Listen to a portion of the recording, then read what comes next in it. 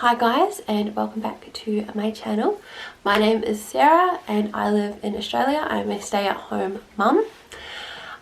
So if you can hear the sound machine, Matilda is having a nap right now.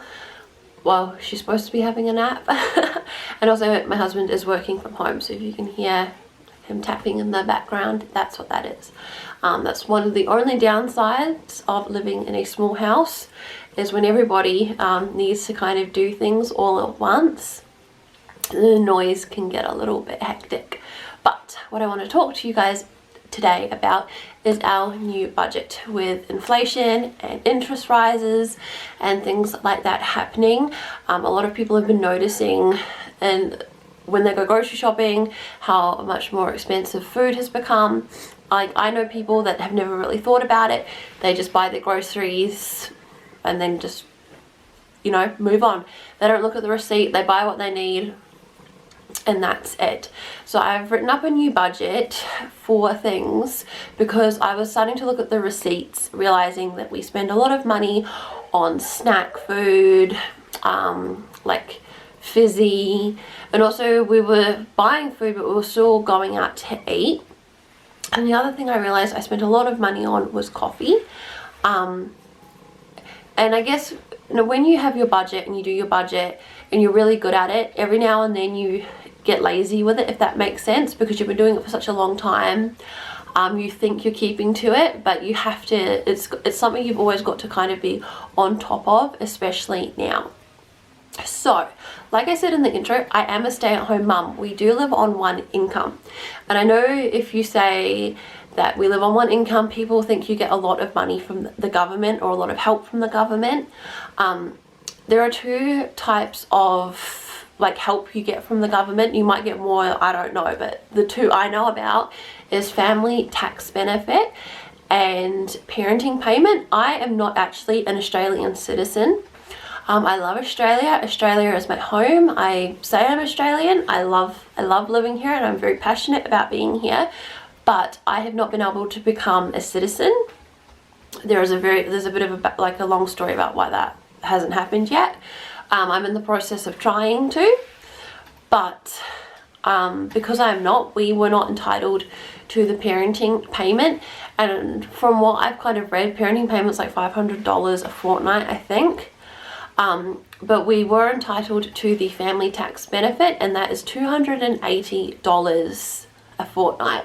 But my budget revolves around just what my husband brings home, and I use the money, the help that we get from the government, to go into our emergency fund or our savings account, because I don't want to have to rely that if we lost that money or if something happened, you know, we'll wake up tomorrow and it's not there. It has happened once before. My husband mislodged like a bit of paper that we thought that they already had, but it turned out they didn't have, and we didn't get any money. The government here in Australia is a bit funny like that. Like, I've lost my healthcare card like 4 times, I think, and it's just, one was because I forgot to change my address, even though I lodged it with 3 different other places when we moved house. Because I missed one of them, I lost it. So I don't like relying heavily on the government for that. So my budget is off of basically what my husband gives me for the housekeeping. So basically, and I think I've talked about this before, the budget is broken up into 2 areas. So all the bills my husband takes care of, plus his spending money, direct debits, like all that kind of stuff. So internet, that just comes straight out, the mortgage. So my husband deals with all of that. I deal with the money side of it. I don't really like using my bank card or things like that because I can't keep track of it. I'm a tapper. If you're a tapper, you'd know that, you know, you tap $20 here, you tap $20 here. And that was the biggest issue I was having, was I'd forget something for like the weekly grocery shop. I'd go and get it after the gym, and then I spent like $20 or $30. So I've started like a new thing. So I've started a different meal plan.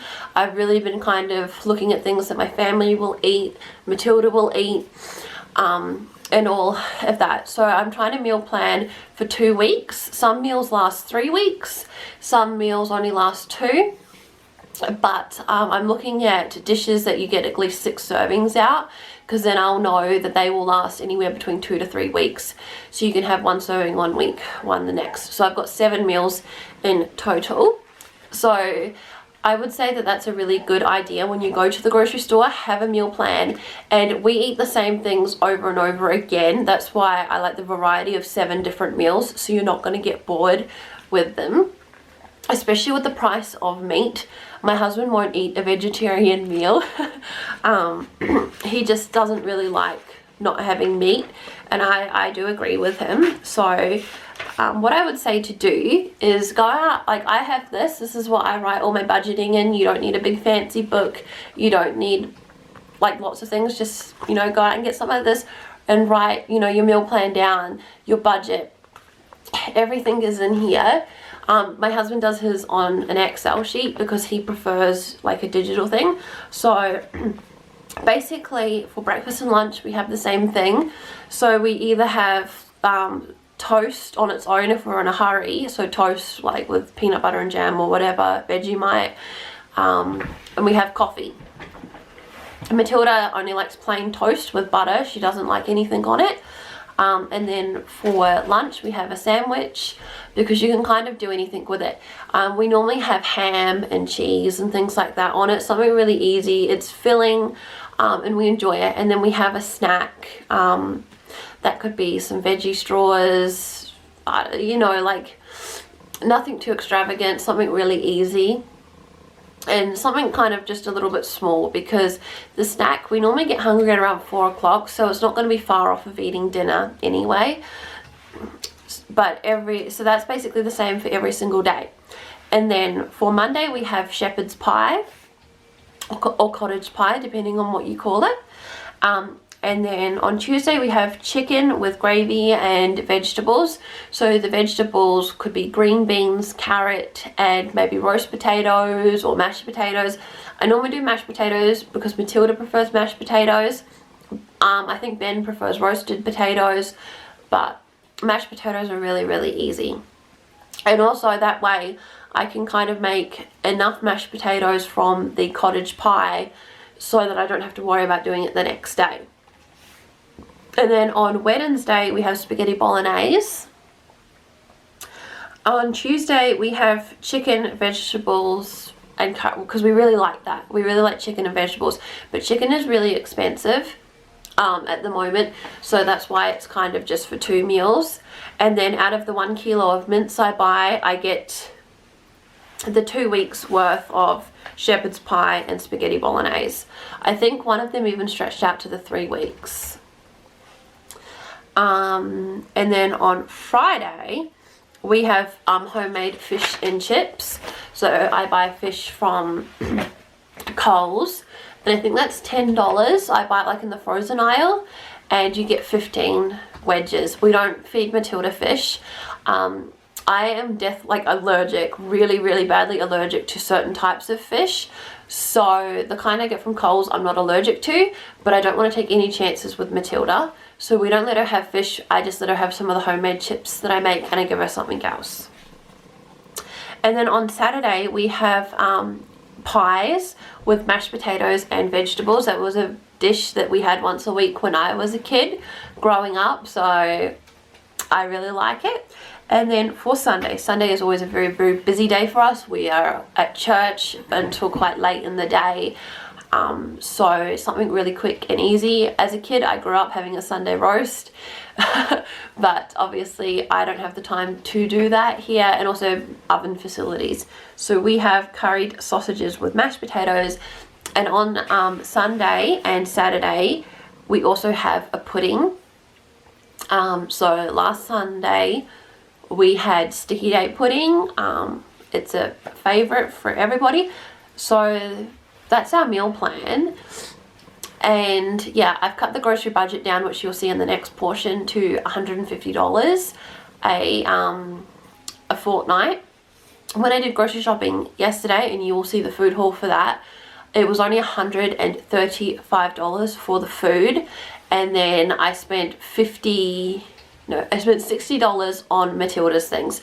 And I think I've said in a previous video, Matilda's things, they're separate from the food budget, even though I pay for them all together. And the reason for that is because Matilda's formula is so expensive.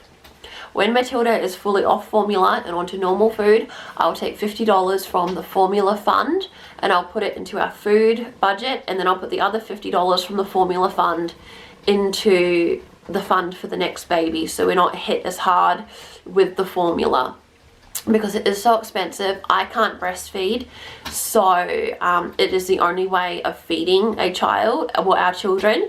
So if you can breastfeed, that's great. If you can't, I feel and I understand, and it is a huge chunk of money, and yeah, it's always just best to be prepared with that, because we weren't really prepared for how expensive it was going to be, but we make it work.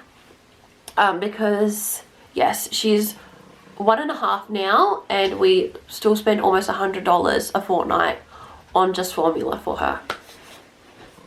So that's basically the biggest thing that has helped us with the budgeting, is the meal plan, because before we were kind of eating different things, because I was trying some different diets and things because I was having like upset stomach, but that seems to kind of have settled now, which is good.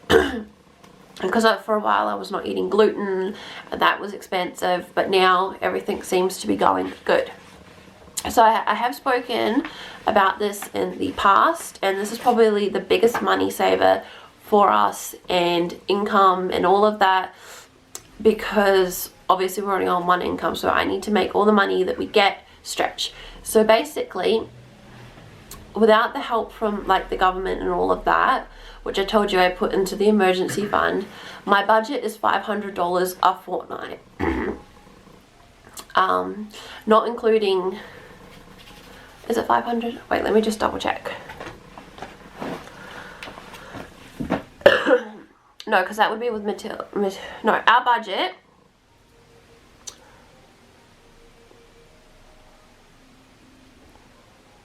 is $400 a fortnight. Yeah, that is without, I was including like some of the money from the government and all of that, but our budget is $400 a fortnight. And yeah, that's how much I budget for. Money that is not included in that is obviously our tithes and offerings, and all of like the household expenses that Ben has, that Ben takes care of. So Ben takes care of our housing, levies, Wi-Fi, phone, car rego, car maintenance, and you know, power and water and all of that. So this is what I do. I do the budget envelopes that you have seen previously, and then each fortnight I just sit down, I work out what's going in each envelope. So for Christmas, I know Christmas is getting $20. I know that when Christmas rolls around, we're going to have over $500 to spend on food and presents, and that's pretty much covered. What else I do with Christmas is the the pay before Christmas, I don't fill any of the other envelopes. I put it all in Christmas. And the reason I do that is because sometimes we decide to travel to Tasmania when we're allowed to travel. We should be traveling this year for Christmas, and that way the flights and all that are covered. Sometimes it's just one pay, sometimes it's 2 pays before Christmas. The other envelopes don't get filled, and we just use it on Christmas. And that works really well because we already know that we've got the $500 and something saved for presents. The other 2 basically just go on the flights, and we don't have to pay for accommodation because we've got family down there. I mean, we've got mini saving goals. That is because we are hopefully going to be doing some things in the kitchen. And that gets $20. Most of these just get $20 a week. Some a little less. We've got like our family fund. Sorry, I'm still trying to get over my respiratory infection that I had, which is basically just a fancy word for a chest infection. We've got homeschooling and Matilda's needs, a family fund, which we basically use that on long weekends, and if we would like to go away. The health fund, that's basically for if I need medication and things like that, because I'm on thyroxine. I'm now also on an inhaler, and you know, so that way we can cover the medicine. Our emergency fund, I am really trying to stock the emergency fund up, because it did get drained when Ben had to have his wisdom teeth removed. It was like $500 to pay for the anaesthetist, so the person that knocks you out. So it was $500 to pay for that, and we had the money. We didn't have to go into debt. My husband was a bit concerned about certain things with that, but it was already saved. Highly recommend an emergency fund, even if you're only putting $20 a fortnight or a week away. It all adds up. I get my hair done.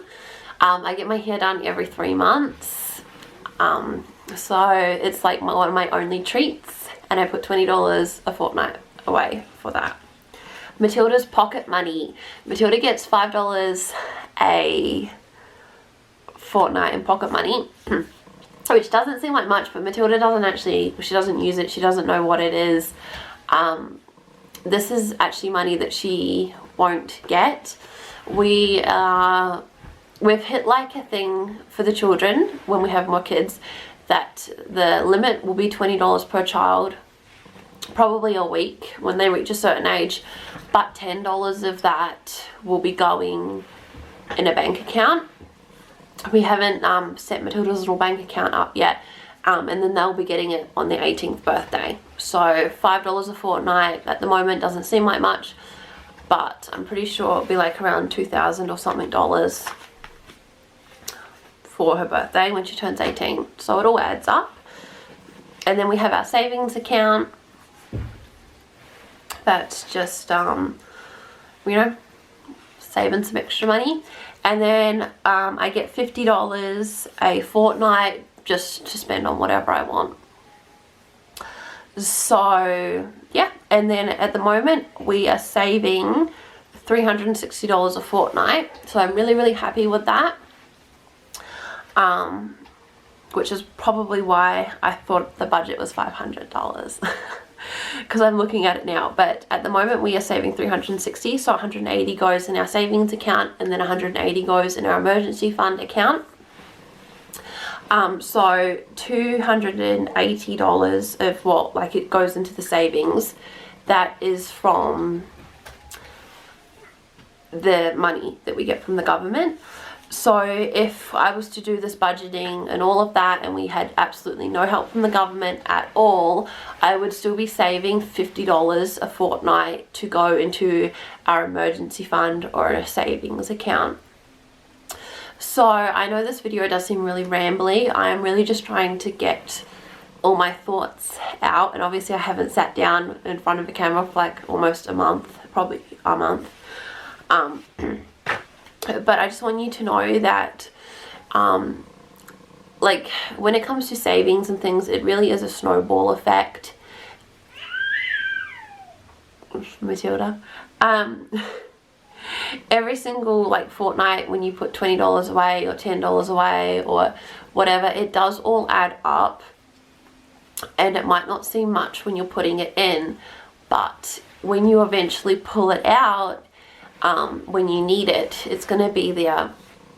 So I highly recommend doing the envelopes or writing down your budget, things that you need and all of that, because it makes you feel so much at ease. When you go to the grocery store, you know you've got the money for it. Even if you're calculating it all up on your phone, I do that. I calculate it up on my phone to make sure it's going to hit the $150 mark, and if I go over that, I've got to start putting some stuff back, or I'll know for next time that I need to rebudget, or have I put things in the trolley that aren't supposed to be in the trolley. So that's what I do. There isn't you didn't see the envelope, but like I said, it is $150 for our groceries, plus $100 for Matilda's food and the formula in her nappies and all of that. But I have rabbited on enough. It's been 20 minutes now, so I hope you have a lovely day. I hope this was helpful and informative for you, and I will see you in the next one. Bye!